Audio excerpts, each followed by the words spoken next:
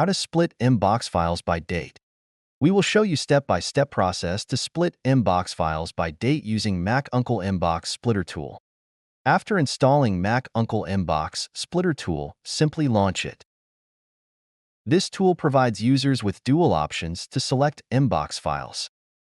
Click on Add Folder option and select the folder containing MBOX files. And click on Open button. User can include or exclude folders for conversion using the checkbox. User can also preview the contents of the MBOX file. Click on Save button to proceed, and a new window will pop up on screen. Saving path allows the user to view the location of the destination path. Click on Browse button to select the location. This tool provides user with splitting options such as split by sender, subject, size, date, and attachment.